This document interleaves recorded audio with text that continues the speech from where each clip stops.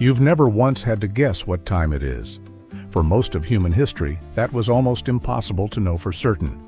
And getting it wrong could cost you a meal, a shift, even your place in society.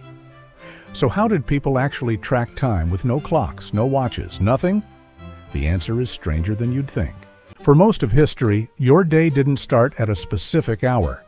It started with the sun. You woke up around dawn because that's when there was finally enough light to work by, and you went to sleep not long after dark because staying up burned expensive candles or oil for no good reason. Entire villages ran on daylight, not on a clock. Your schedule was really just, is it light out or isn't it? In towns and cities, the real timekeeper wasn't the sun directly. It was the church. Bells rang out at set points in the day to mark religious prayer times, and because almost everyone could hear them, those bells effectively became the town's public clock. Monks were often the ones tracking these hours most precisely, since their entire daily routine revolved around prayer at specific times, day and night, including waking up in the middle of the night for it. If you needed something more precise than the bells just rang, your best option was a sundial. As the sun moved across the sky, a fixed pointer would cast a shadow onto marked lines, and depending on where that shadow landed, you could estimate the hour reasonably well. Sundials were common enough that some towns built massive public ones in the main square specifically so anyone passing through could check the time for themselves. Here's the obvious flaw. Sundials are useless at night and not much better on a cloudy day.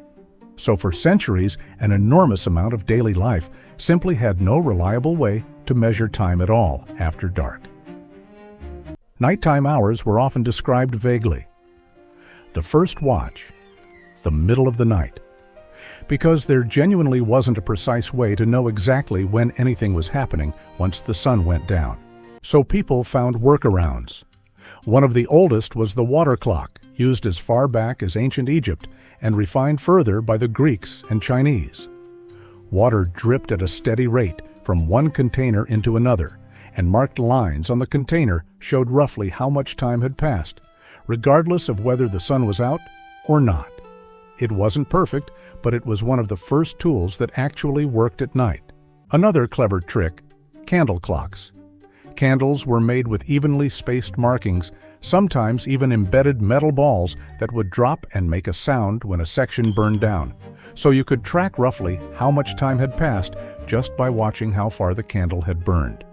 It wasn't precise by our standards, but for centuries it was good enough to organize a household, a monastery, or even a royal court. We're not guessing about most of this. Actual surviving sundials, water clocks, and written monastic schedules have been found and studied by historians and archaeologists. Monasteries in particular kept detailed records of prayer times, which gives us some of the clearest surviving evidence of how precisely, or imprecisely, time was actually tracked before mechanical clocks existed. That all started shifting in the late Middle Ages, when the first mechanical clocks began appearing in European towers, driven by weights and gears instead of sunlight, water, or wax.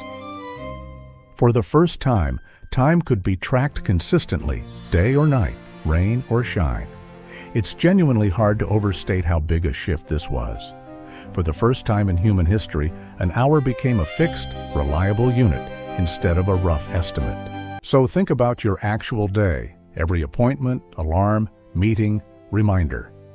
All of that assumes precise, shared time. Now imagine organizing any of it using nothing but a shadow, a dripping jar of water, or a burning candle. It's not that people back then were worse at managing time. It's that precise time, as you understand it, simply didn't exist yet. You'd have adapted, sure, but you'd have adapted to a much looser, much more approximate version of every single day. So next time your phone battery dies and you have no idea what time it is for 20 minutes, just remember, that used to be everyone's entire life. If this made you think differently about something you take for granted every day, that's the point. Let me know in the comments what everyday thing you want us to explain the history of next, and subscribe because there's a lot more of this coming.